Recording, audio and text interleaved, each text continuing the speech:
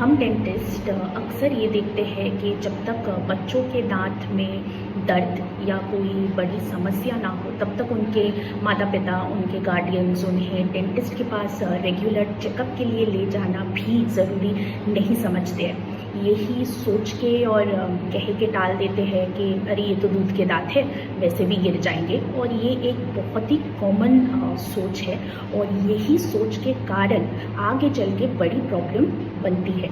दूध के दांत को हल्के में लेना बहुत बड़ी भूल है। तो आइए आज की वीडियो में हम जानते हैं कि दूध के दांत आखिर क्यों ज़रूरी है। तो पहला कारण है ये दूध के दांत आगे आने वाले परमानेंट दांतों के लिए उनका रास्ता बनाते हैं। तो अगर ये दांत अपने निर्धारित समय से पहले गिर जाए या टूट जाए या उनमें कैविटी हो और वो सड़ जाए तो आगे आने वाले परमानेंट दांत टेढ़े मेढ़े आ सकते हैं या उनकी जगह ही नहीं बचेगी। दूसरा कारण है सही से चबाने के लिए। बच्चों का ठीक से खाना चबाना बहुत ज़रूरी है ताकि उनके डाइजेशन और पचन ठीक रहे। तो अगर मुंह में दांत कम हो या दांतों में दर्द या इन्फेक्शन हो तो बच्चे खाना ठीक से चबा नहीं पाएंगे और ये उनके ओवरऑल स्वास्थ्य के लिए ठीक नहीं है। तीसरा कारण है शब्दों का उच्चारण करने में और बात करने में ये दूध के दांत मदद करते हैं। तो मुंह में सही दांतों की मौजूदगी से बच्चे को शब्द उच्चारण और बात करने में मदद मिलती है।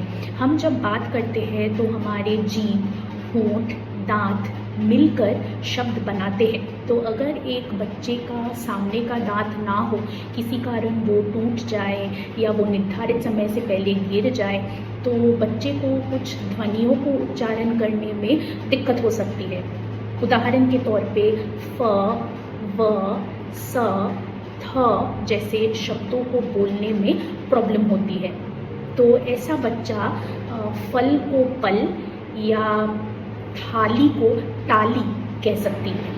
और अगर ऐसे ही दूध के दांत मिसिंग हो या दांतों का आकार या स्थान गलत हो तो बच्चा वैसे ही बोलना सीखता है और आगे जाके यही गलत चीज़ उनके हैबिट बन जाता है और परमानेंट स्पीच में भी शामिल हो सकता है। उदाहरण के तौर पे च, ज, झ जैसे साउंड जहाँ जीभ और दांतों के बीच तालमेल होना चाहिए वहाँ अगर ऐसे तालमेल ना हो तो बच्चा जंगल को झंगल, चम्मच को छम्मच कह सकता है। चौथा कारण है कॉन्फिडेंस के लिए। तो अगर एक बच्चा अपने स्कूल में, क्लासरूम में या दोस्तों के सामने ठीक से कोई शब्द बोल नहीं पाता है तो वो झिझकने लगते हैं और उनके आत्मविश्वास भी कम होने लगता है।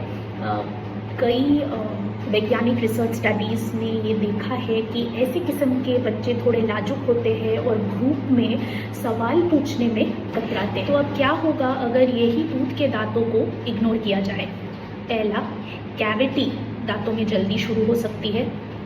दूसरा, इसी कैविटी और इन्फेक्शन नीचे रहने वाले परमानेंट दांतों के जड़ों तक फैल सकते हैं। और तीसरा, ब्रेसेस जैसे ट्रीटमेंट आगे जाके ज़रूरत पड़ सकता है। तो अब बात करते हैं माता पिता को क्या करना चाहिए।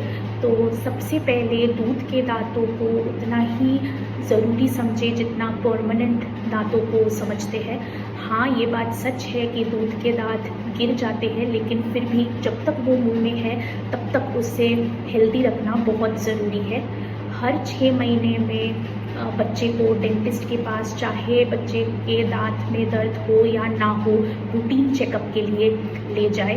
अगर कोई दांत अपने निर्धारित समय से पहले गिर जाता है या टूट जाता है तो डेंटिस्ट से ज़रूर सलाह लें।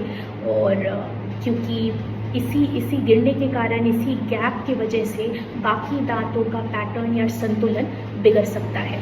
बच्चे को अपने पास बिठाकर अच्छे से ब्रश करवाना सिखाएं, गाना गाकर या स्टोरीज सुनाकर उन्हें ब्रशिंग में एंगेज करें।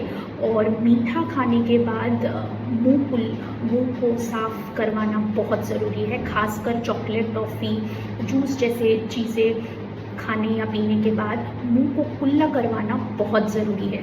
बच्चे का पहला डेंटल विज़िट 1 साल की उम्र में होनी चाहिए, उस पर ध्यान दें और बच्चों के गलत आदतों पर भी ध्यान रखें, जैसे ज़्यादा देर तक अंगूठा चूसना या नाखून चबाना, ये सब बुरी आदतें हैं और इस पर भी अच्छे से ध्यान रखें। तो दूध के दांत भले ही कुछ सालों के लिए हो, लेकिन फिर भी इसकी प्रॉपर देखभाल आगे की मुस्कान की नींव है।